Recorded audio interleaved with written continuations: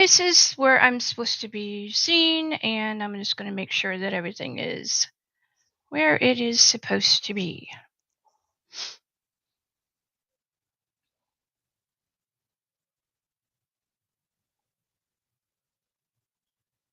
Yep, says I'm live. All right. Hold on to your seats. Here we go.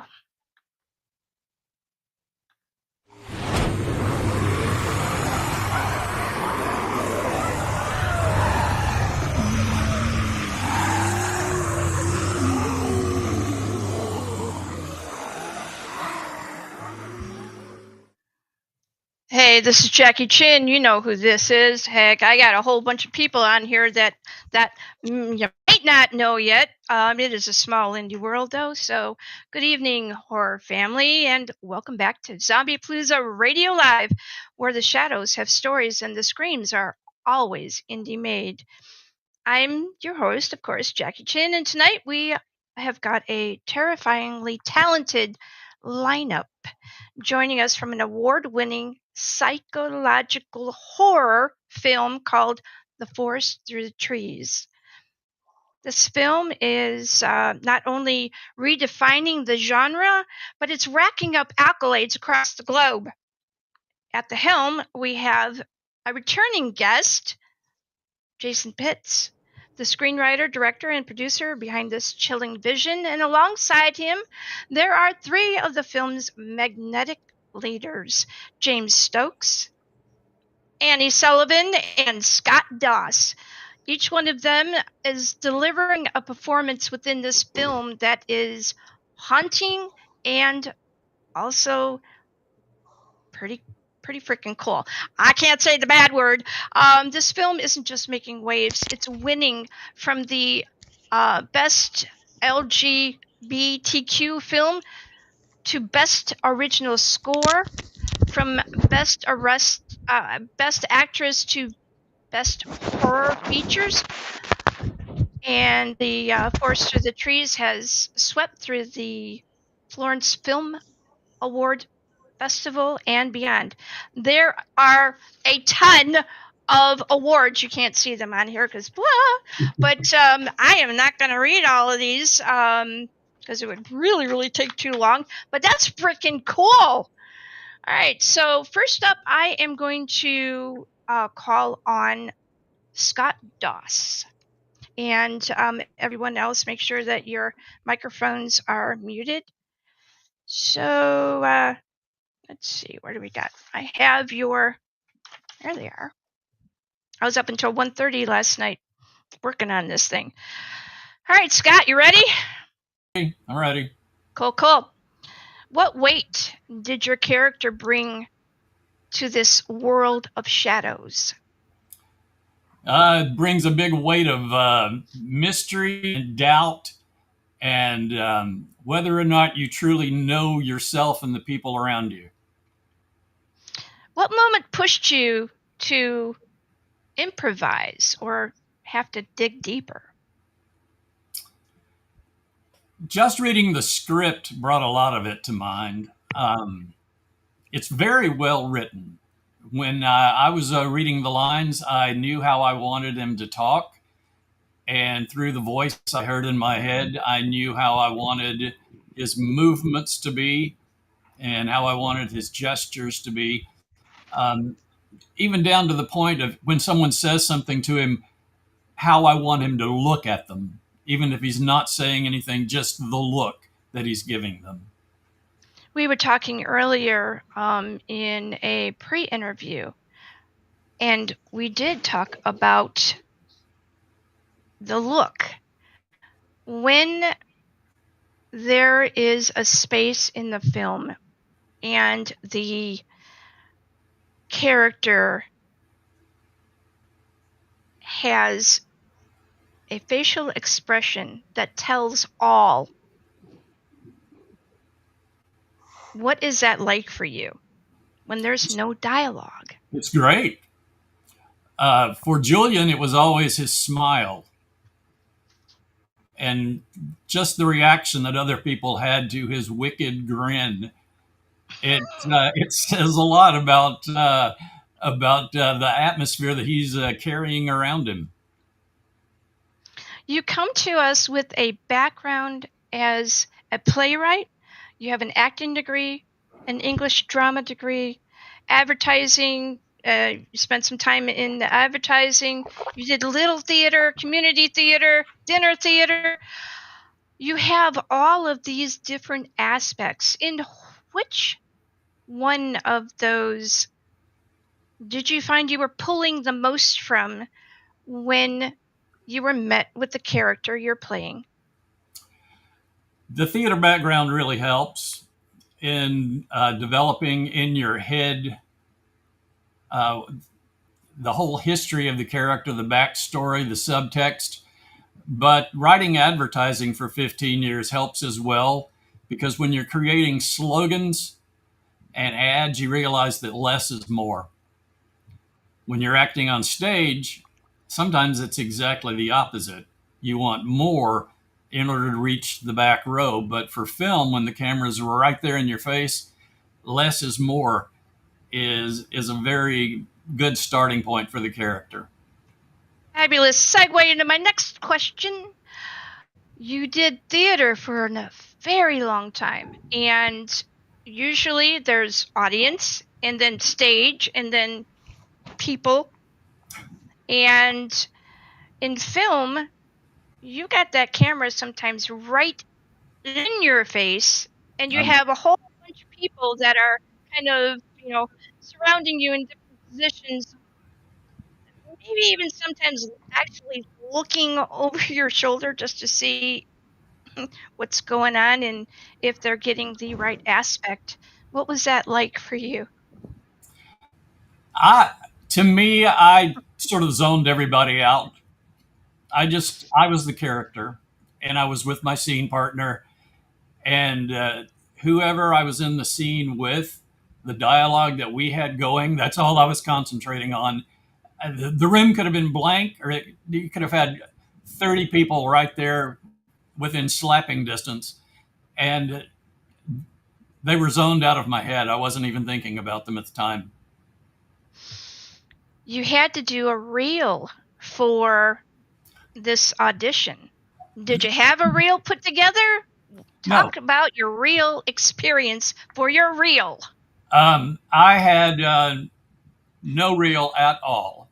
I had never done anything at all on film. I'd never tried to tape myself, because all of my experience was walking into a theater, auditioning in front of a director or a panel of people who were putting the show together.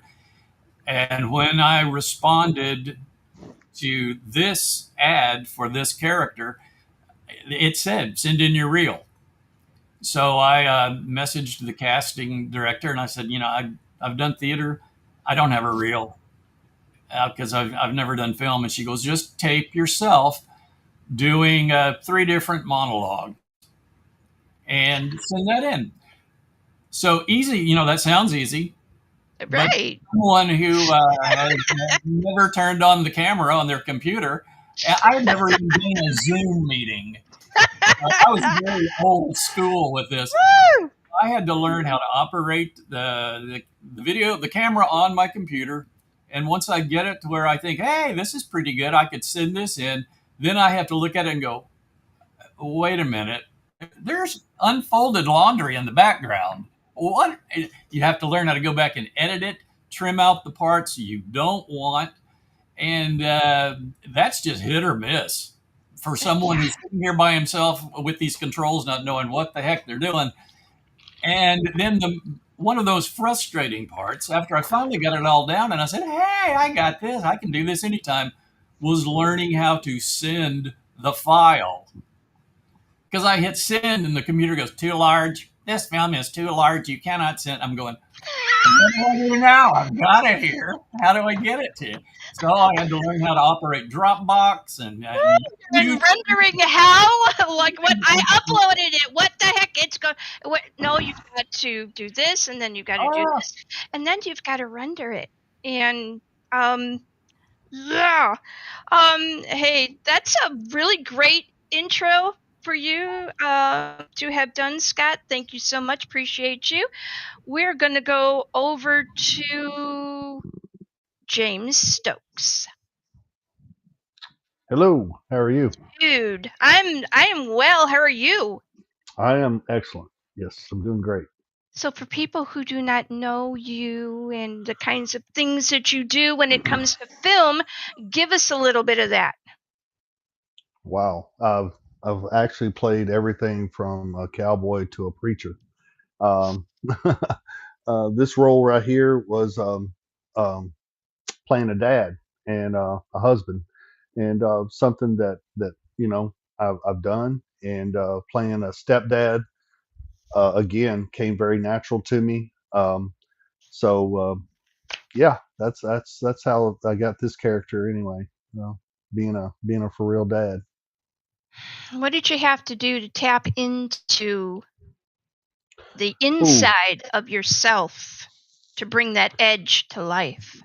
well, the biggest thing to bring in a character like that, I think it has to do with your scene partners and your cast members. And Annie playing my daughter brought that out in me. I mean, literally every scene, she was really mean to me and all that. So and I'm just playing. No, but no, she was great. I mean, literally though. I mean, when she did have to be mean to me, when someone plays the part like she did and brings it to where, I mean, we became almost like father daughter in that movie. I mean, it was really cool. But to bring out realism when you're playing a character like that, it does take your fellow actors to help you to get there. And her and Olivia did that for me a lot in that throughout the entire movie. Want to let you know currently we have 27 views on a Thursday evening at 8:10 Eastern Standard Time, and Facebook Live is looking well. All right, so I'm gonna back out of there. Lots of bells and whistles talking about having to do the one-man show, doing this, that, and the other. There have been, I would assume, some points in your film career where you have had to play and do many different parts for film. Give Yeah, me a little bit of that. well, yeah, there's in my Voorhees movie, I played two different characters in that. But there's been several times where I've had to play, um, well, the same character, just a different style throughout the movie. It's almost like you're one side, during one part of the movie, and then you have to switch and be either mean or something else. And I mean, it takes a lot to switch from one character to the next. But um, so if that's what you're talking about, yeah, it's very hard. You have to get your head in the right space to be able to become that. When you get your head in the right space, Hmm. how long does it take for you to kind of decompress from that? And in Oh, what way have you had the most intense situation where you had to decompress, or you thought you were just going to go to a place you didn't want to go? um, this film probably has brought that out in me more than anything. There was a couple of scenes that me and Chloe, me playing Ken and Chloe, Annie playing Chloe, that we had to be just in each other's face and yelling at each other and saying things that you don't mean, because I was not in my right state of mind. Neither was she. Right. She had lost a mom. I had lost a wife. We didn't know why she left. We didn't know what was going on. We had no idea. But we're saying things that we didn't mean to each other. But deep down, I I wanted to be there for her.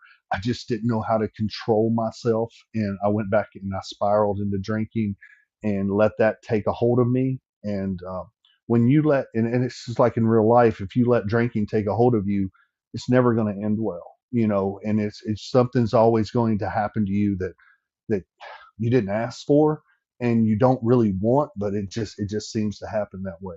And that happened to Ken in this movie. he fell into this deep depression, and he fell back into the PTSD from the war and or from his time in the military. And then he kind of took it out on Annie when Annie was just trying to understand. I mean, understand what was going on as well. So it was there was a couple of scenes where I had to take 30 minutes to myself afterwards to decompress and to get out of that scene after Jason yelled cut for the final time. You know, when you have to do a scene several times in a row and have to bring yourself to that level of of,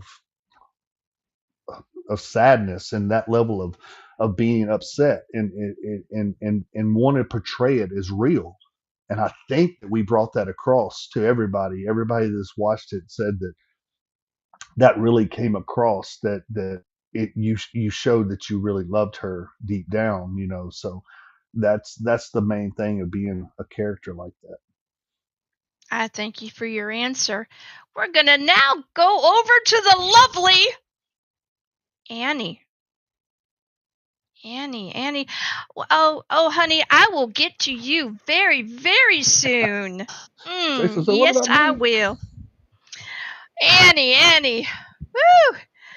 Girl, I got to interview you, pre-interview you, and you have quite a interesting background yourself. Lifetime movies, indie shorts, theater, college plays, indie film. Lots of different skills are brought from you to this film to make you one of the most, I don't know, maybe villainous, scariest, deeply rooted in your role. I might want to find out if they are, what is that word, typecasting? That you do it so well. So let's credit your skills and give the people some of your background and how you do what you do. Oh gosh, what an intro. I hate to say I don't know, but I told you I was working until 1:30 in the morning, so you know I got questions. I got I know. I feel like being able to lend myself to such different characters is such a privilege, and that is what allows me to make different choices for each of them. Because I feel like I have played a lot of very extreme and intense characters. Like I've played a girl who's trying to kill her mom and like take over a company, and I've played a girl who's like a dying fan of like some crazy influencer. Like I've played all ends of the spectrum.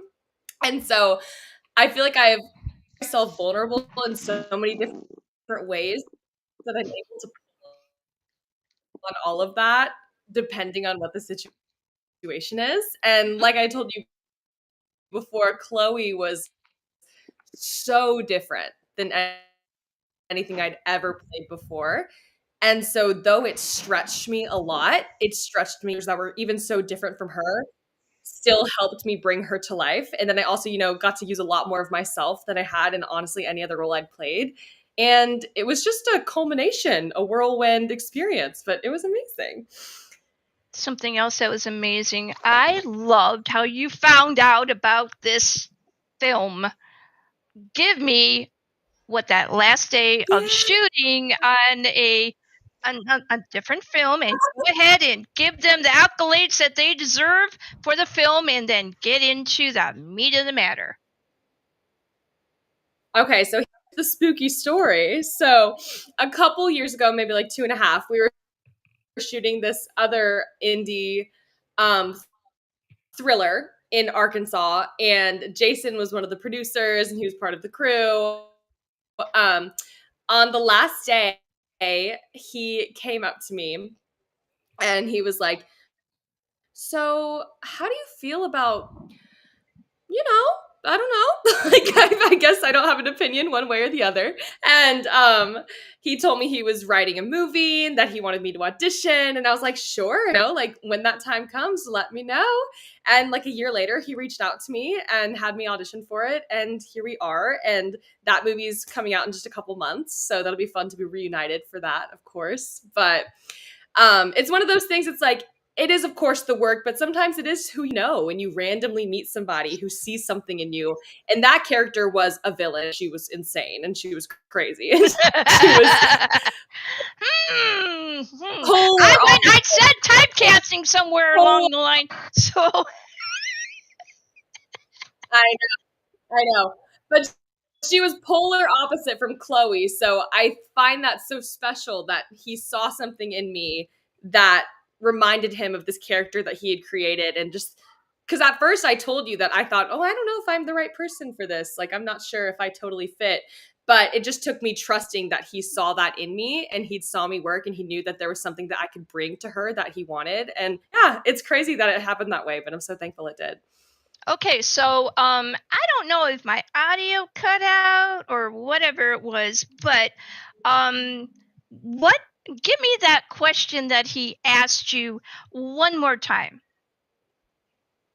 Okay, he asked me how I felt about demon cults. There you go, folks. Just very nonchalantly, and you're like, okay. And I forget exactly what we were shooting that day, but it was something like kind of intense, and so I just was kind of like, that was pretty intense. That was pretty intense. So he's kind of soft spoken and he's so kind, and it was just like the last thing I thought he would say. So it just was so funny. But I was like, yeah, I guess I don't have an opinion, but sure, it's fun. I'll give it a whirl. Why not? I know from the little bit that I do know of you, although I've been poking fun at you about the role and all of that, I know you're very smart, intelligent, wonderful human being. So, but I might be doing some more stabs a little bit later. Feel free. I made it funny. Where did you pull, or where do you go to source all of that emotional storm that needs to come out? Mm-hmm. And like when you're confronting someone on set and you two are in a heated kind of pressed moment, where does that come from? I like to try to pull from things that I've gone through in my life that relate to what the character's going through without going too in depth, because I want that experience to still be unique and fresh when I'm on set. I don't want to feel like I'm imitating something I've already gone through. But specifically with Chloe and Ken having a substance abuse issue and that interfering in our relationship, I've had siblings that have struggled with addiction, and it's something I'm very familiar with and have seen and have had strained relationships because of it. So those feelings were very familiar to me, and I was able to just channel it in a different way to where it would bring itself into the relationship of Chloe and Ken without mimicking, the relationship with me and my brother, for example. And I think that's really special when you can use your own experiences to bring a character to life. It's like you can lend your heart to theirs. So I like to find moments to where I felt the same way as the character without going too much, just play off the person with me and really engross it in the story that we're trying to build. But that's what I like to do. I would like to, if you would please, be able to talk a little bit about the very, very hardcore issues of like addiction, and because you've walked a very difficult path in your own personal life, do you find that when you had the role of Chloe, that it helped you in any way sort out some of those feelings that you've had in your personal life? I will say it was very cathartic, though it was stressful to have those scenes with James, when like he was saying, when we're super in each other's faces and we're yelling and, I'm crying and things like that. As emotional and vulnerable as those moments feel, it is, in connection with what I went through, very cathartic to release those emotions, because I was on the younger side when I was going through those kind of things. So I didn't have the strength or the words to say those things to the people around me, whether or not it would have been beneficial at all in the situation. As a human, sometimes you want to just release those emotions. So it did not heal me in a way, but it is just an emotional release to be able to feel that on set, even if it's through a character. Um, Thankfully, my siblings are sober now, and they've been sober for 5, 6, 7, 8 years. So it's not something we've had to deal with in a long time. But yeah, it did provide some emotional release, being able to do that and lend myself that way in a different story. I'm hearing a dinging sound from somewhere, like a bell sound. Ding. It's not from my phone. My sounds are off. So, okay. I want to thank both James and Annie for sharing their personal pieces currently. I just want to do that personally. Thank you so much for sharing.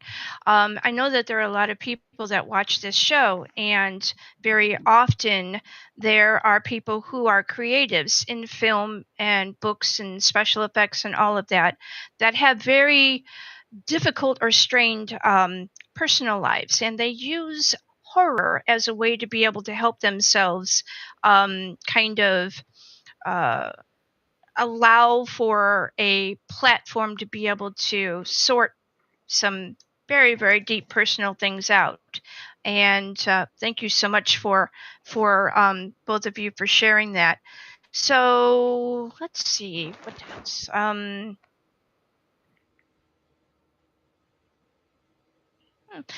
You've played a number of different roles, and so I'm interested in finding out if you had anything in a horror situation where you got to flip the trope and make it something that is more unique.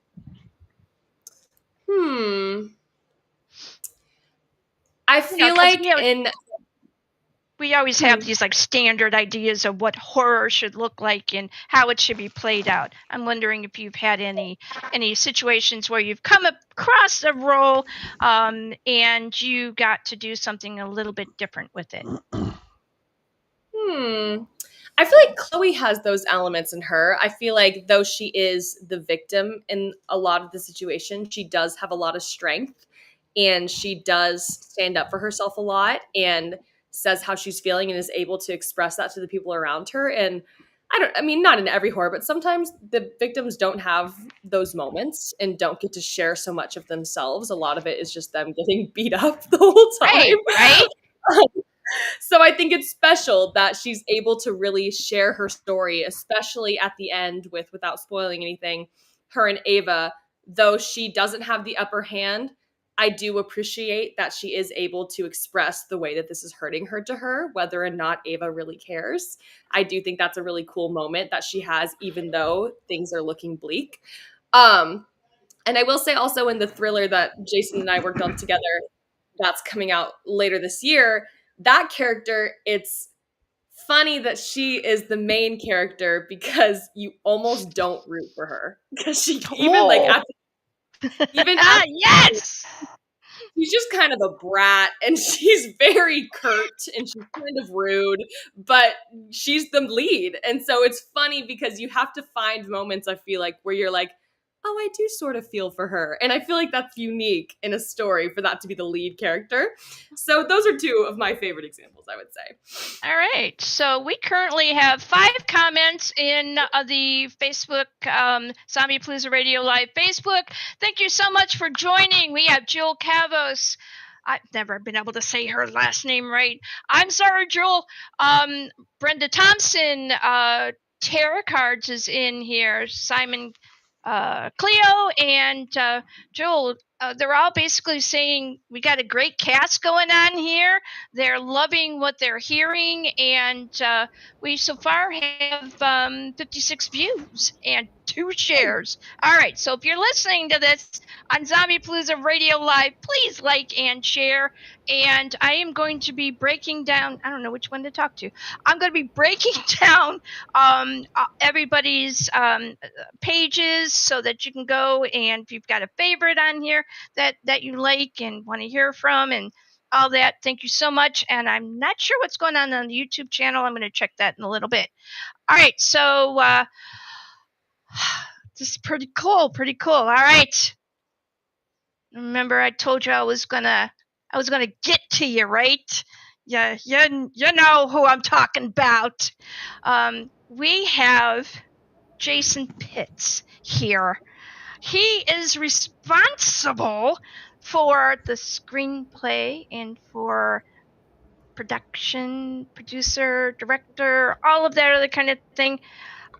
Dude, this film is extremely intense. It allows for the viewer to be able to get in there, and I know there's going to be some feels because of all of the stories that I have heard so far, and especially from some of the things I heard at the International Horror Hotel Film Festival a few weekends back. Dude, what's going on in your head? What is this? Just conglomeration of really cool stuff. Yeah, man, I don't know. I just it's decades of watching horror films and being a fan and getting inspired by different movies that I love and different ideas and just creating stories. This particular one came out of my obsession with heterochromia and just how that looks on film visually. How I always thought it looked really cool and it was interesting and something different. And so I just created a story based on that. And like what does that mean? The one of the first things I thought of was the common saying that the eyes are the windows to the soul. So for anyone that doesn't know what heterochromia is when your eyes are different colors. One eye is blue, one eye is brown, which is the case of Chloe, Annie's character. And so the eyes are the windows to the soul. And I thought, what would that mean in regards to heterochromia? And I thought, well, maybe it means that window's open and it makes it easier for something to get inside the body or the vessel or the soul. And I just, one day driving to work, came up with that idea and I ran with it. And, a couple months later, I had the script and started casting. Okay, so process of developing such a layered screenplay, how long did it take you to do that? Like, give me kind of like a idea from seed to I've got everything now on paper, ready to script, ready to do it. So from seed to the final draft, which was like the fourth draft, it took probably about 5 months, I would say. I wrote the first two drafts by myself, and then I have a producing partner who's also the director of photography, Charlie Brady. He has a master's and MBA in screenwriting, so I asked him to take a look at it as well, and he did some work on it. And he delivered to me the third draft, and then I took his draft and some notes from some other people, and I went up and secluded myself in a cabin for a weekend. It was just me and the story for 3 days, and when I left, I had the final fourth draft. Directorial choices and blending of all of the thematics that you have within the forest through the trees. Did you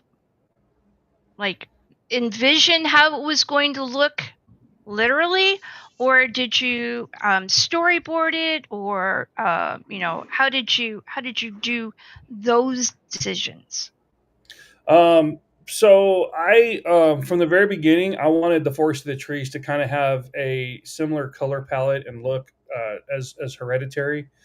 And Okay. there's a lot of browns and greens in Hereditary, and I wanted to kind of not copy that, but kind of emulate that look. And we are dealing with nature a lot too, so browns and greens kind of make sense. And it kind of goes with the theme of being lost in a forest, or not seeing what's right in front of you, being distracted by other things. And so yeah, from the very beginning, that look of the film, I knew I wanted it to be that. And it was just working and collaborating with Charlie, the director of photography, to make that happen. All right. So I have a trailer Yeah. that I am gonna. Real quick, Simone Cilio, he's in the chats there. You mentioned his name earlier. Oh, yes. I just want to point out that he is he did the score. He did the music. Oh man! All right, so we're gonna have to be able to bring them on. You have, I think, correct me if I'm wrong, and please feel free to, between 25 and 35 cast members. Not cast members, but like cast and crew together. Cast and crew. Yeah, it's about 30. How about right now? Give a shout out for those people who are not here in the room. There's a lot. As best as you can. Okay, so I already talked about Charlie. He was so instrumental in every aspect of this. Will Reed, he edited it. Chuck Ray did the visual effects, and what he did on this film was incredible. He had to track Annie's eye through every frame and color it brown to give her the heterochromia. And if you think about that, tracking her iris in every shot that she's in, what he did was amazing. Our special effects crew, Sala Tepes, Aaron Burrow, Paris, just so, I mean, there's so many. Julia Borkowski helped with, she was the casting director and then the AD on set. Robert Babcock was the production coordinator. Carla Nimick, she's absolutely phenomenal. She was the production designer. And if you look her up on IMDb, your jaw will absolutely drop. Every major film through the 90s, she probably worked on it. We actually had a skull from the movie Constantine on set. It's in the altar. So yeah, I mean, there's just so many people. We could not have done this without everybody. And then I mean, there's more cast members. There's Olivia Disney, who played Ava. Man, there's just so many. All right, so I'm hoping that I'm going to be able to do this the right way and show. Just going to open this up. Oops, not that way. Oh. Hold on. Sound. And open it that way. And here we go.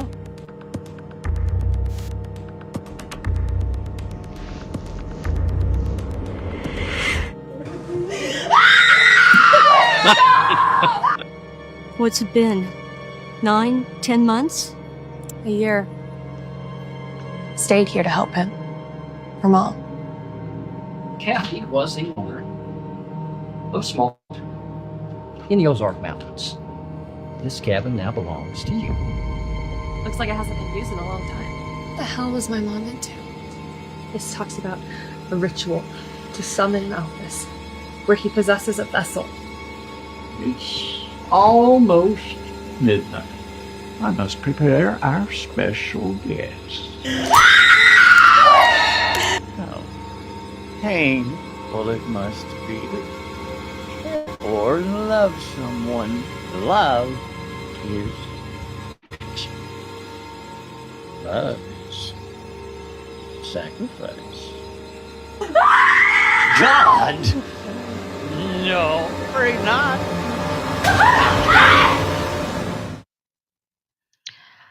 Well, that was pretty intense.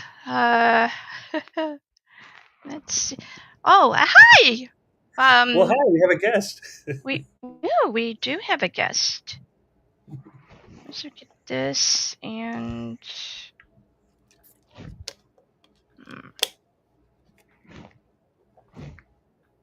All right. Well, I guess that is. That's that. There we go. Yay! I did it. Did it. Sound came through good and all of that. I am assuming.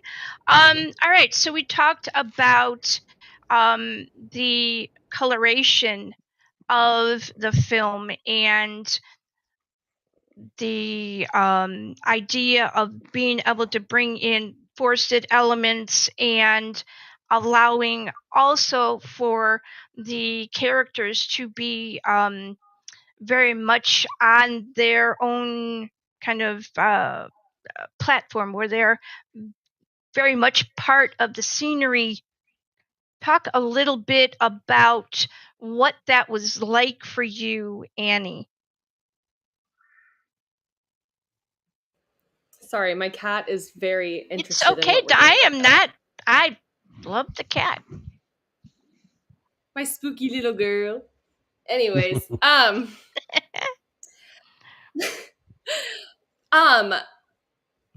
feel like we all very much like had our own energy, and someone actually asked me about the coloration just the other day.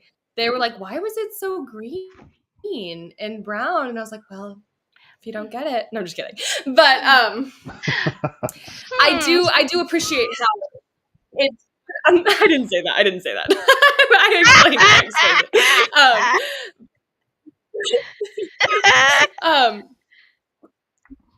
I do like how each character sort of had their own color scheme. Like, yes, Chloe wore a lot of blue. Ava wore a lot of purple. I thought that was really cool, and I like how it intentionally played throughout the story. Because so much color is focused just on Chloe's eyes and the difference in her eye color. But I like how color is such an important thing for everybody, not just her. And I think that's a cool choice to be made, considering how important it is in the story. So I liked that Chloe was blue because I love blue, if you can't tell. And I wear a lot of blue in my life. So it really helped me relate to her and feel like myself, especially in the way I was dressed. And it helped me just really connect with her more. And I really appreciate things like that are so visual, that help you make yourself really present in the world around you. So I thought that was cool. All right. I appreciate that. And all right. So we're going to go over to Scott and put you on the big picture. So the big picture of this role, how did you sleep at night? Like how did you sleep at night with that character running through your brain? I actually think I probably got a serial killer lurking right underneath my surface. I'm a little concerned. Probably happened. I was raised in a household where my parents said, you're a nice Southern child.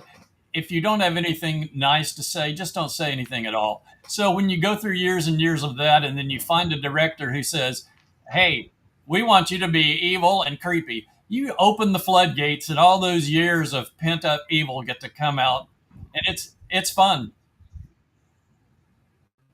I know you've had a lot of background in class time and working with others to be able to handle this next question.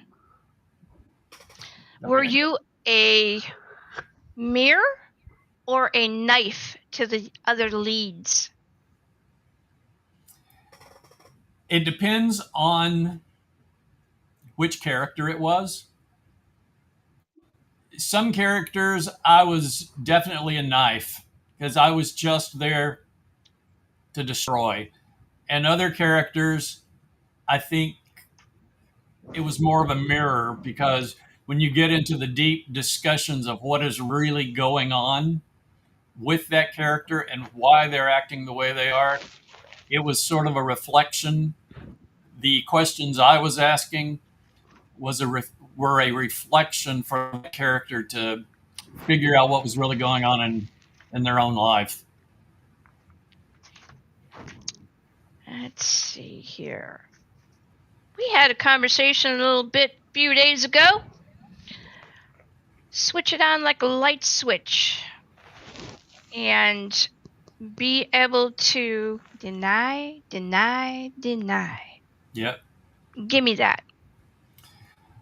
When I was in college majoring in theater, my summer job for quite a few years was to play a character in a theme park based on the Little Abner comic strip. And we had to deny that we worked there. We were the character all day, and we were just, one of the other actresses said that we were paid to loiter because we didn't have definite scripts. We just had to read the backgrounds on the character, and then we were set free in the park to roam around, talk to tourists, and be whatever character from that comic strip we were supposed to be. So you could spend all day talking to these tourists, but the minute you punched the time clock and checked out and went back to your apartment, if you ran into those tourists at a restaurant, you had to deny that that was you. They were talking to somebody else, and you were just amazed that there was somebody working in the park that might happen to look like you. So it was that punch the time clock, be the character, punch the time clock, you're not the character. And a lot of that fit in with the subtext of not only Julian, but some of the other characters that I've played that the minute I know I'm on, I'm the character. And the minute I know I'm off, I'm not the character. It's just something inherent that I think was drilled into my psyche after working at that theme park for like 6 years. Thank you for that. I appreciate you. We're going to go over to James, and we're going to put you on the spotlight. All right. You're a pretty amazing individual. Well, thank you so much. Thank you. You have such a character, and I mean a persona about you that seems to have found a way to bring peace to your life. In what way would you like to have seen your character find some peace? Well, in a perfect world, I would have liked to gotten my wife back and saved my daughter without being blindsided or whatever else or whatever, in a perfect world. But we don't live in a perfect world, and things happen. My whole persona throughout the entire movie was to make sure that my daughter knew I loved her, regardless of what all we went through or whatever Ken was battling in his mind, with the dreams that he had of the war or the things that he had that was going through his mind that he talked to his best friend about why his wife left.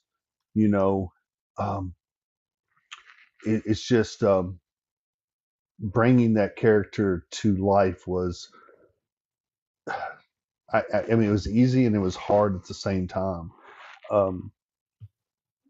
You put yourself in everyday situations when you're going through a character like this, and that's not the easiest thing to do, because what we had to go through as a family, me and Chloe, and I guess Ava too, because Ava was a part of this family as much as anybody else. But what we all had to go through um, was very disheartening in a lot of ways, because you don't know why people do what they do, whether it be your wife or your mom or your dad or whoever else. You can't speak for that individual. So going through life, you do it the best you can, and as being a dad, after she left, all I wanted to be there for Chloe, but I couldn't understand why I couldn't be there for Chloe because of the alcoholism, is because of, so throughout the entire movie, it was just a battle that I was, you know, that I had to go through every day. So that's about the best way I could answer that. So we know a lot of what was emotionally punishing to you, but hmm how about physically punishing? Because you play a very interesting character who has a lot of opinion and isn't always nice. Well, when you are there to protect somebody, you do things out of your realm of possibility, and you become not so nice of a guy. And I was going to do whatever it took to get her back, no matter what. At this point, I didn't know, I mean, for the longest time, I had no idea where my wife was, if she was alive, if she was dead, or what. But I did have Chloe there, and I knew that that was my one responsibility. So when she got taken that night, that was my sole purpose in life, was to get her back. And it didn't matter if I had to go through 100 men to do it, I was going to do it. So you do things out of your realm of what you normally do for your family, and that's where I took that. That's my whole thing. Let's see. All right. So, I mean, I'm sorry you have a very emotionally charged, physically charged part for this particular film, and so these questions are going to be kind of like on those lines. But when did you when did the line between acting and you become a blur? Ooh, a lot. There was a lot of times where Jason pulled me to the side and pretty much asked me, "Are you okay?" Because I mean, there was times in this movie that I became Ken. I mean, like literally, that was my whole. That was everything that was in my head. Was I was the father to Chloe, and the husband to Kathy, and that my world has been turned upside down, and I don't know how to fix it. And I turned to drinking, but I also turned to my friend and talked to him, my fellow Marine, and talked to him, and to try to.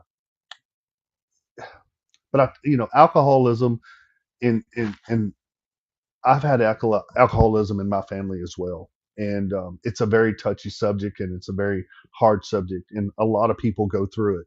So I'm not going to sit here by any means and act like I know what someone that's going through alcoholism um, goes through every day. But at the same time, personally, I've seen it in my family, I've seen it in my friends. So I do know, I'm kind of like Annie in that situation. I've had family members that are alcoholics. My dad was one of them. Um, um, so it was just, I've seen it firsthand of what it can do to a person.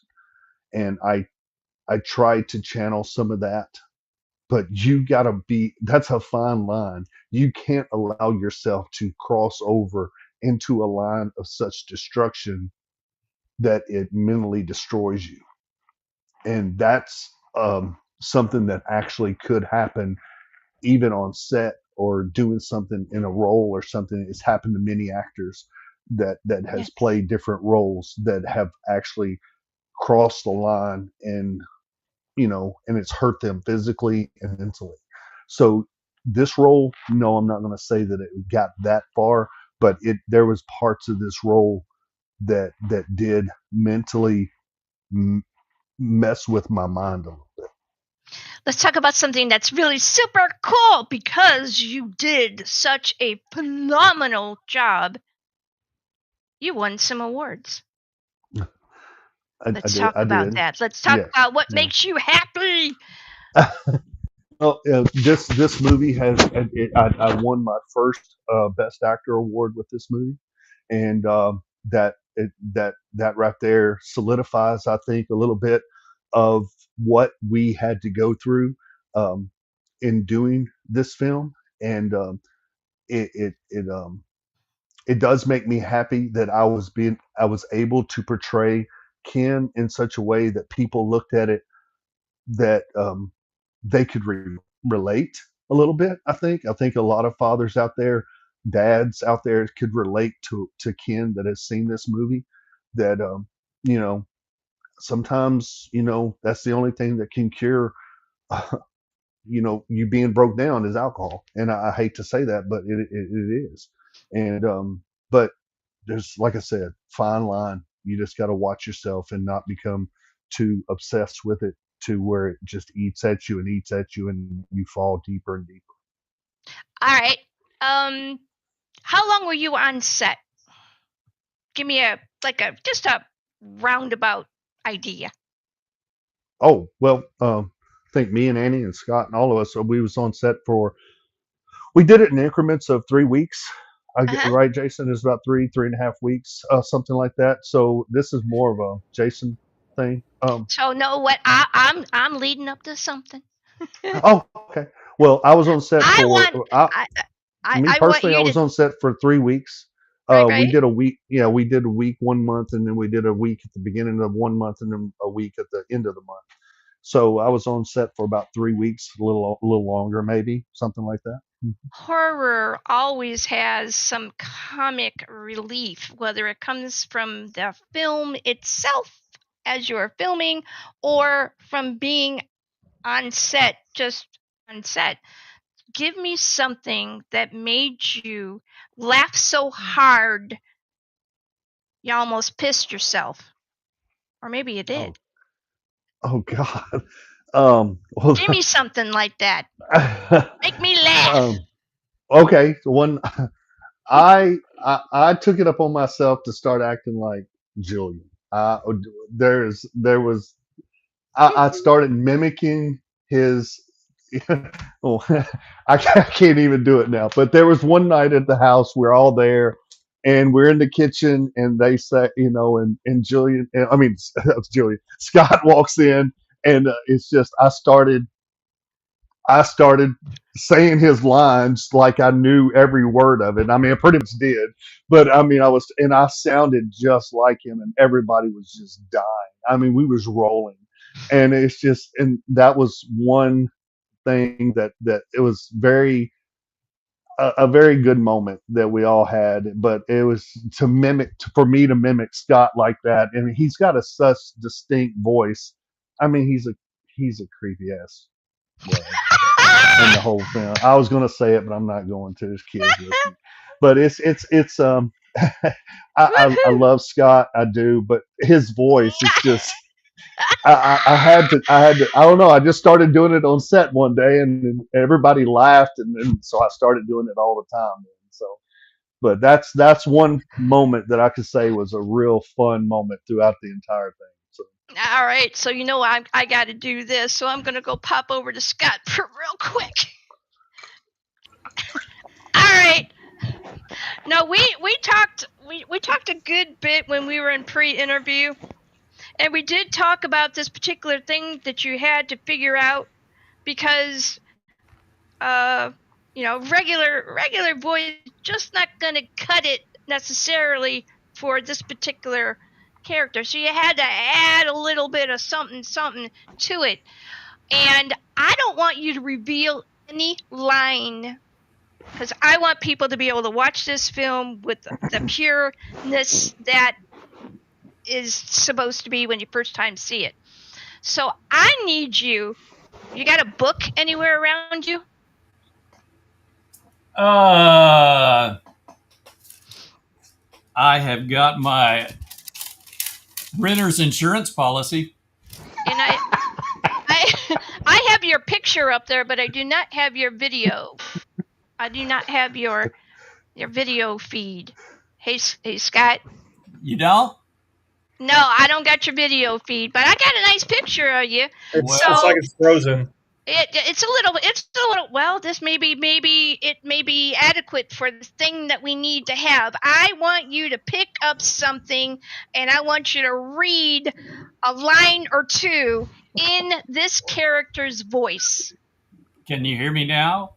Oh, I can hear you. You can hear me? Okay. Well, we'll get ready.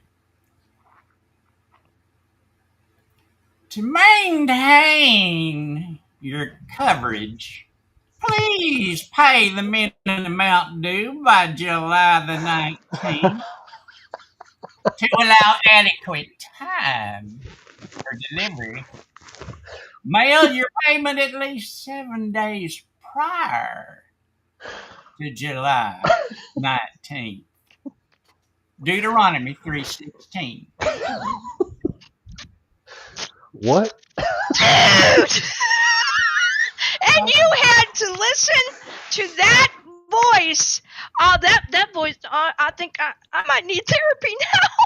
And to tell you, that night when we were having the party and I walked in the kitchen and he did that, I fell out because I had not heard it before. I kept saying all night long, I kept saying, do more, let me hear more. All right. Oh. So now, all right. Now, you know what I gotta do. So I'm sorry I'm gonna do this to you, but Oh. you gotta book around somewhere. I don't know if I can do it. I don't know if I can do it. Let's see how good of an actor you can be. I know. It's just. There's the people. All right, so Twyla Ramon Foster is in the room. She goes, "Oh my God, I'm dying, Scott. That was hilarious." And Lydia E. Bishop says, "Love your creepy voice." Brenda Thompson says, "You're a superstar." And we got Nick Orbick that is in the room and said, "Shout out to my fellow cult members." Yeah, Nick was a cult member. Yep. Yeah, Nick was a cult, and Twyla was on the crew, and she's also in the film. She's the one-eyed cultist. We have Sammy McPeak, Scarlet Whiskey, and I are watching from the living room, laughing. Woo! I love this. All right, I ain't gonna do this to you because that would be kind of mean, but damn, it would be funny. It was funny. I'm not gonna lie. There's probably some alcohol involved with that too at some point there. So I don't know. And dude, my dude, you where in your gut? I mean, was this an ancestral thing? Was this a I don't know, did you watch too many creepy movies or something? And that you do remind me of that guy with the black hat and that was kind of Reverend Kane. Hey, yes. Yeah. So where did you cultivate this from? Well, the character was actually written. Jason wrote this character as an homage to Reverend Kane. And I get it now. That was the look and feel he was going for. And when I read the lines, Julian is a preacher. His character is a preacher, even if he is the leader of a cult of demon worshippers. And Jason's number one advice was, he goes, make him as creepy as you could possibly make him. So when I was reading the lines, that's the voice I heard. I thought, I want him to be a demented little old guy who maybe sounds like a former televangelist who's just completely lost his mind. So, and I had spent my childhood trying to imitate cartoon characters that I saw every Saturday morning. So that was the voice I heard in my head for Julian. All right. So, my dude. Oh, yeah. while we're listening to that man talk about his story, what's going through your head as you have now figured out what you have unleashed to the community of horror? Excitement. Man, I know, I right? mean, like he said, I kind of wrote Julian to be an homage for Reverend Kane from Poltergeist 2. The character's name is Julian, named after the actor who played Reverend Kane, Julian Beck. I honestly, I'm super biased, but if, fingers crossed, if the Forest Through the Trees, by word of mouth, some miracle happens to catch on, I think that Scott could end up being a new horror icon. I really do. I do too.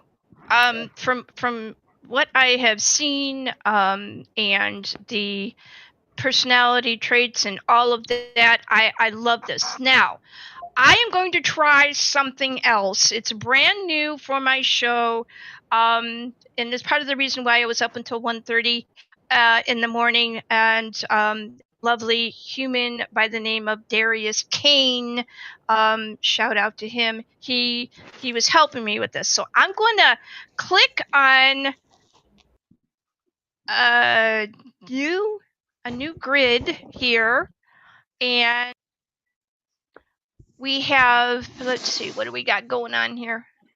I seem to have, all right, so he said I can move this around. So we're gonna move a little bit of stuff around, and I need to take this and remove it. And we've got, all right, where'd my dude go? Where's Scott? Scott, you need to get up in here. Yeah, so that's the reason why there's no, hey Scott, can you hear me still? Okay, cool. I need you to, oh, there you are. Well, look at that. Now I gotta move a little bit of stuff going on so that we have plenty of room. We're going to show some, I gotta go over here and lock that. And over there, look at that. That's how cool that is. All right, so I have on the screen, let's see if I can get it larger. I don't know if I can make it. All right, so we have on screen the poster from The Forest Through the Trees. Talk about who designed your poster and give me a little bit of background on that. We have a lot of different posters. This particular one, this was a screenshot from the film, and man, I honestly can't remember who made this one. That's okay. So you were talking about we have a lot of graphic designers on the team, and a lot of different people worked on different posters. This is one of my favorites because it has the tagline that I love. Love is sacrifice, which is a line that Julian says in the film. And I love just how like dark it is, and Annie's expression is one of my favorites in the whole movie right here. So this is one of my favorite posters. Annie, let's talk about let's see if I get you over here. Let's talk about the expression that you have on your face. When I saw that, I was like, that is a horror movie. That whole expression on your face is like, she either is in some shit or she done some shit. And where do you think that you were in your head space when that happened? I know exactly in the movie where this is. It was like her world got brought back together, yet crumbled right again right before her eyes. So it's hopelessness and despair and heartbreak. And this is honestly one of my favorite shots in the movie because it's so quiet. I don't say anything in it, and it's just a very slow pan. And I love the change from beginning to end. I think it's very cool. And it reminds me of, I'm a big Hunger Games fan. There's a moment in Catching Fire when Katniss finds out she's going back to the arena. This was my Katniss moment. It's something that I really like channeled when we shot it like this, but it was one of my favorite moments in the entire movie, I think. Yeah, you did good, kid. All right, so let me see if I can Thank you. unspotlight you, and we're going to put that over there. We have a number of different photos, so let me see. I might be able to and also, oh boy. Let's see here. Yeah, look at that. I That's love me. this photo of you. Like, it just says, I am here, I am present, I am arrived, and what do I need to do now? Thank you. Thank you. Thank you. This is my like theatrical headshot. Like, yeah. So that's what I wanted it to give. So thank you for saying that. All right. So here we got Scott. You're looking a little bit more pleasant here, Scott. Still a little creepy, but you know, pleasant. Did I lose Scott again totally, or? Oh no, I'm here. I'm just admiring my beauty. Whoa! Oh, listen to stunned for a moment. Listen to that guy. All right. All right. Whoop. Oh, this is, like I said, it's a little. Let's stay on the picture. There you go. Great picture. Everybody's so quiet.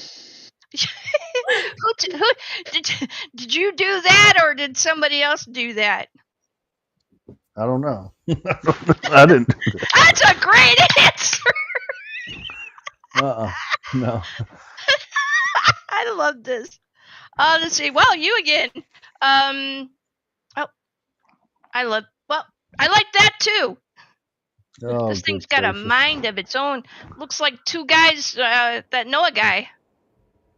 It looks like the mafia right there is what it does. It's two guys. You look like some of my relatives. What the heck? You know, I saw Is that that photo. We gotta talk about that offline. You look like mobsters. Can't do that right here. I love it though. It's like it feels like familia. I love it. It's a pretty. man. It's Tulsa King. Yeah. Tulsa King right there, straight up. Yeah, we look like two mafia kings or something. I don't know who that guy is. Who's that guy? That's me. Yeah, the Look red at carpet. you walking on that red carpet. Give me a little bit about this photo. Man, so this was a hell of a night. This was our big premiere in Fayetteville back in January.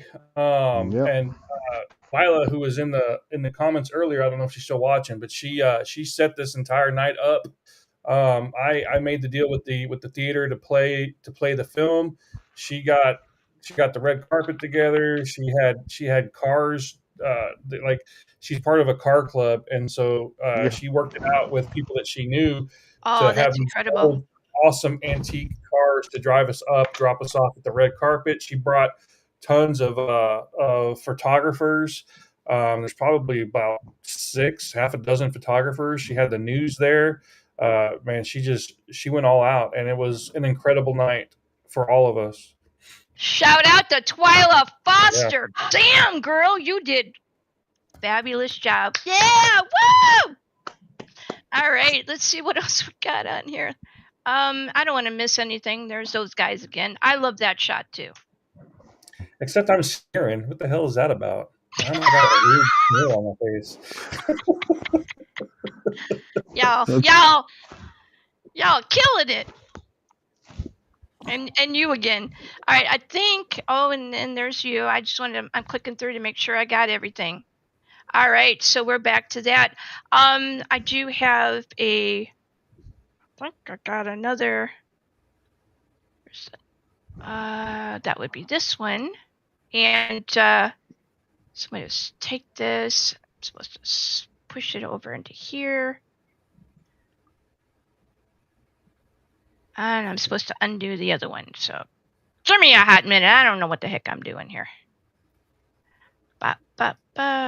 This actually is pretty cool. I'm just gonna make this a little bit bigger, and then there you go. Check that out. We got some behind the scenes photos here. Yes. Give me a little bit of idea what's happening here. So this is a scene that's about halfway through the film. That actor, his name's Marks Mitchell. He plays a character named Frank, who is like Julian's right-hand man, and he is in the process. He just finished taking care of taking out the trash for Julian. The guy in the foreground,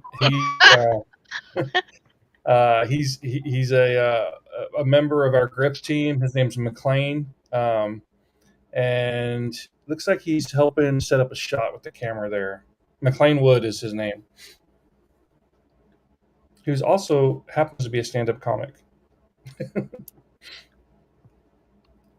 right, these things have a mind of their own. Get back to the other one. All right, let's have a little chat about this one.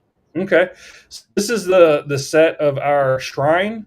Those two poles there are where Ava and Chloe get chained up, and we're just setting up lighting here. And Carla is in the background talking to me about decisions on the set on the altar, while we got our grip and camera crew there setting up lights, and then we got Stan the man sweeping. Talk a little bit about what it's like to shoot at night, because we don't get nearly enough of that kind of conversation when it comes to how to use lights and how to make the coloring look right so that it looks like a movie set. Yeah, it's incredibly challenging to shoot at night, especially in like desolate places, like the woods or like this cabin. You have to make sure you have power, and if you don't, then you have to make arrangements to have a generator, and then that brings in challenges of its own with the noise. So you have to create some kind of sound dampening thing, whether it be, we've used mats before, like packing mats. Mm-hmm. We've used like built a box to put over it to kind of muffle down. Yeah, I mean, you just it's very, very difficult because of lack of power, and then just the physicality of shooting overnight. You get tired. We're not made to stay up at night like that. Like some of us are, but Some of us are vampires, so we get to. Not me. Do the thing. All right, so. But I must say about the lighting, we had some of the best. Charlie Brady knows exactly what he's doing. I looked through these photos, dude. I got like between 60, I think about 60 photos in all total. There's no way I can show all of them, on such a limited time here. But the lighting for everything was on point. I would like to be able to do an interview with the people that were responsible for doing the lighting and just the structuring of that side of the film. I mean, they don't get nearly the accolade that they should, and I would like to do that at some point. All right, so let's see what we got. This guy. Oh my God. Now, earlier in the interview, I was talking about how each one of the characters had their own particular color set. And this screams, I think I'm going to run the other way, especially with that bolo thing going on. So what I would like Scott to do is talk about that bolo. Bolo ties just in general are creepy. I never tried one on until this film. And I don't know in my real life if I've ever known anybody that wore one. I've seen them worn like in old country music videos, like on the Porter Wagner show. Right. You know, but it was a perfect costume choice for Julian, since he's an old Southern. And it was not my idea to wear it. I mean, we had costume people. Sierra Ebert was our costume designer, and she had everything picked out. So it was a wonderful costume choice, I think. I think it's creepy as hell. Yeah. All right. So, but yeah, I mean, it is a horror movie. What you expect? And I do love you did good. Damn. All right. So let's talk about this. This is a little bit brighter. It's got a few more people. Can you give me an idea who is in the shot? Yeah, so standing right there, like in the center, that's our DP, Charlie I Brady. just see Scott still. Oh, do you? Yeah, it's like for me, it flipped over to the next picture. Yeah. Hang on, wait a minute. Well, I'm looking at. There's definitely a delay. Yeah. There it is. Yeah, we got a little bit of a delay. All right, here you go. So this is pretty much our camera and grip electrical crew. You have Charlie Brady in the middle. To his right, screen left, is his son Caleb, and then on the right you have McLean again, and then Steven. And then in the foreground on the left is Robert Babcock. He was our production coordinator. It looks like Charlie's kind of going over with his guys what we're going to do that day. All right. Twyla says yes. An interview with the BTS crew would be awesome. So, Twyla, how about hit up my pages and maybe we'll get a little chat about that. We have Marilyn Knapp that is in the room. Marilyn played Mrs. Thompson in the movie. Awesome. Yes. All right. So let's see what else we got here. Oh, there we go. And you should be seeing it right about now. It's just got like a. Oh, yeah. Did you want me to talk about that, or we the photo that I'm looking at here is a lady that is doing some special effects. She's our hair and makeup person. She's doing makeup on Annie. Right. Can you see the photo? Mm-hmm. Yes. Yeah. All right. So give us some conversation. Ah, there it is. All right. So give us a little bit of what's going on here. That's Miss Tiffany, my lovely lady. She would do my hair and makeup every morning. She's the best. She is so sweet. Even when we weren't doing hair and makeup, she would always make sure I was comfortable, make sure I was okay.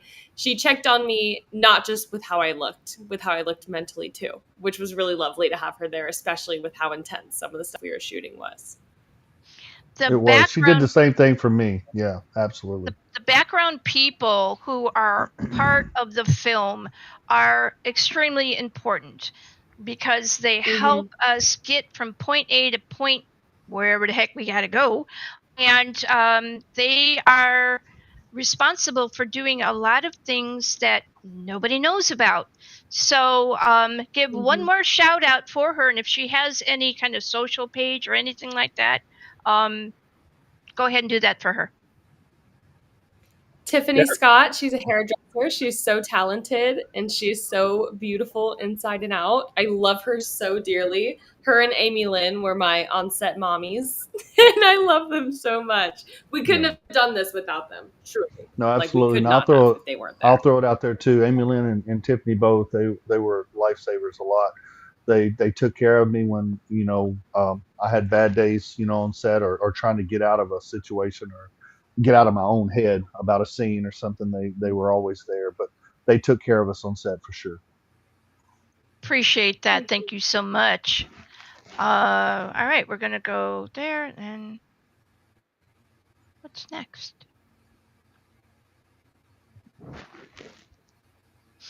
All right. Can you see the next photo? I can, yes. All right. Go ahead and give me a little bit about this. So this is myself and the actress that played Kathy, Anna Hardwick. We're going over. Looks like we're going over a scene. I can't quite tell which scene that is. That looks like it might be the dream sequence, maybe towards the end. Now the other picture's on top of this one.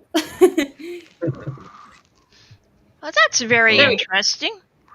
I think that's seen with Kathy and her sister, wasn't it? Right there. No, No? the scene with Kathy and Ruth was up in the attic. There wasn't a window. I think this is the dream sequence. With Annie and her. Yeah. I think there might be one more.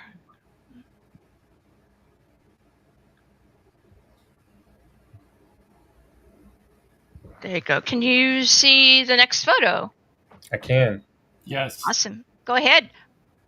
So this is Marks Mitchell, and our special effects, our lead special effects, Sala, doing some makeup on Marks's nose because he just got punched in the nose.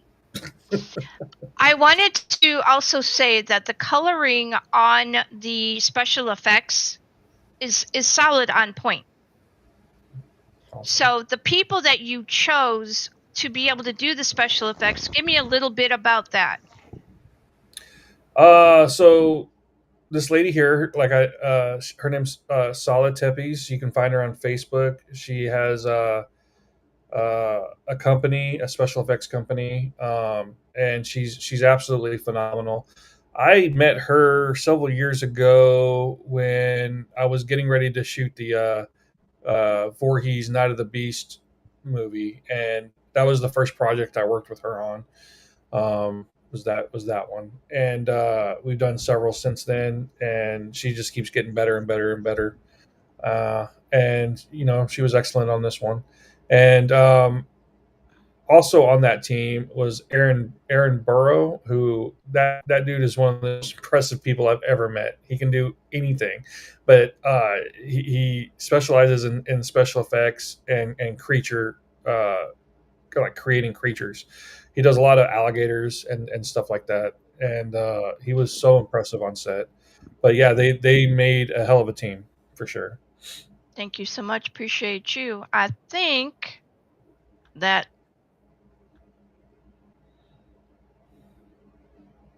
might be the yay. Yeah, right. So we're going to bring you back to the there. Put you there. And there we are. All right. I have asked you a lot of different kinds of questions, and I think we've pretty much gone the gamut of it.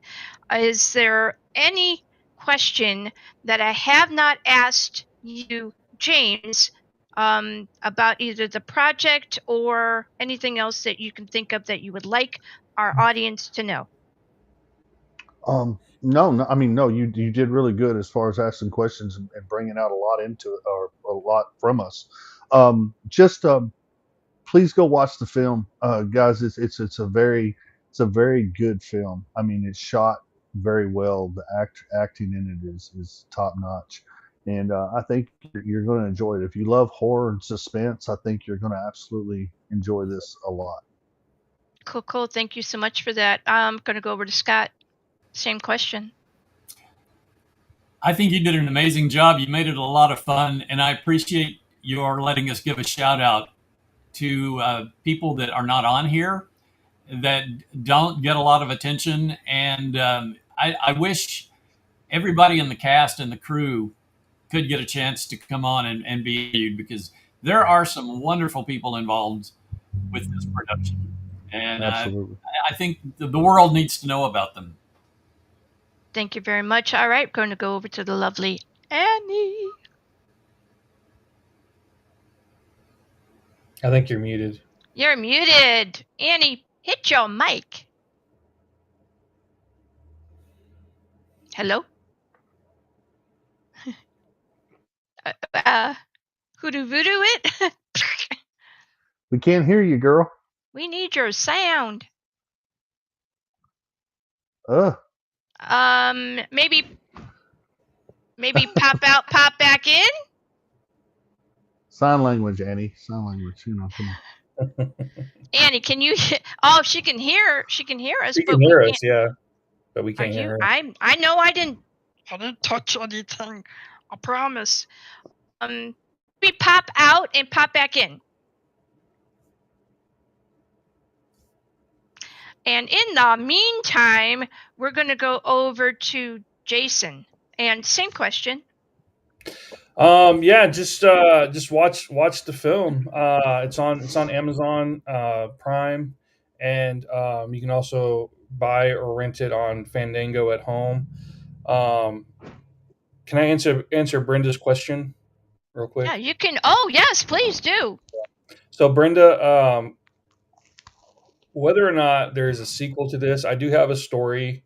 I have an outline for a sequel, but it depends on how well the film does. So we need everybody to go watch it. Tell your friends about it. Go to imdb.com, write a review, rate it. Do the same on Letterboxd. The more traffic our movie gets, IMDb, Letterboxd, the better our algorithms are on Amazon and Fandango, and the more people see it. So that's what we need right now, is we need everybody to watch it. All right, Annie, go ahead. Yeah, I was going to kind of reiterate what Scott and everyone was saying, that I think it's so lovely how much we were able to highlight everyone behind the scenes, not just on camera, because it's not just the actor's effort. It's truly everyone who's involved in every aspect of the movie that makes a movie. And yeah, you guys should go watch it if you like twists, if you like turns, if you like to be surprised. So much love and passion went into this movie, and making a movie in itself is a miracle, and making a movie that we're so proud of is such a privilege and a blessing, and you guys should check it out. Yeah. All right, so I am going to show the trailer one more time, and we are going to use this as our outro. So let me bring all of this up. And Jackie, thank you for allowing us to come on here and to do what we do and to get our stuff out there. If it wasn't for platforms like yours, we wouldn't be able to do this to people. So thank you so much for having us on. It was my pleasure. Absolutely my pleasure. I usually ask what, people think about their first time on the show, so we might as well go ahead and do this. What did you all think about the first time being on the show as in a larger setting, and what do you think it does for the indie community?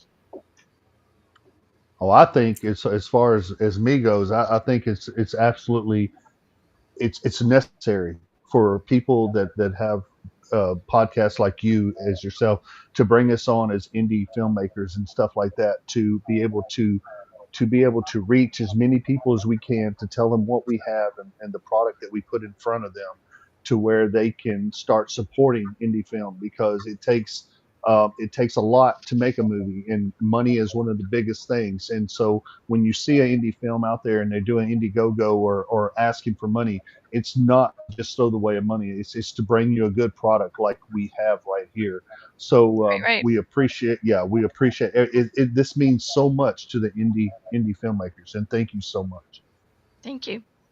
All right, so we are going to go. I'm going to transition in this over, and we are going to go out with this. Let me get over here and hit the button.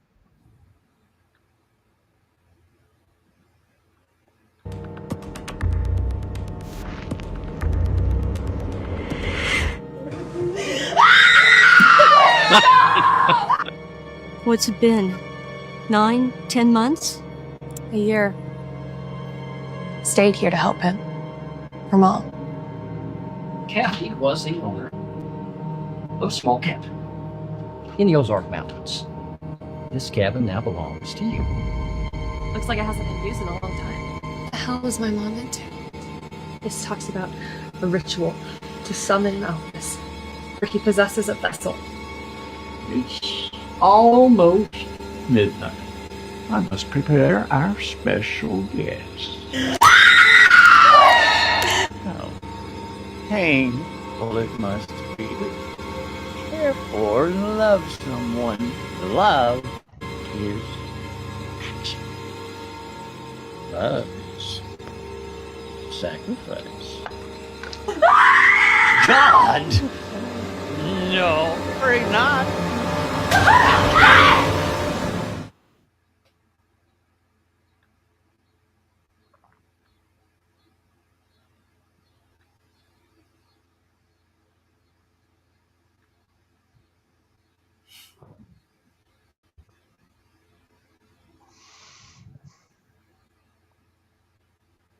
So this is Jackie Chin, and you've been listening to Zombiepalooza Radio Live. Thank you for joining us. We appreciate you, and we will see you next time.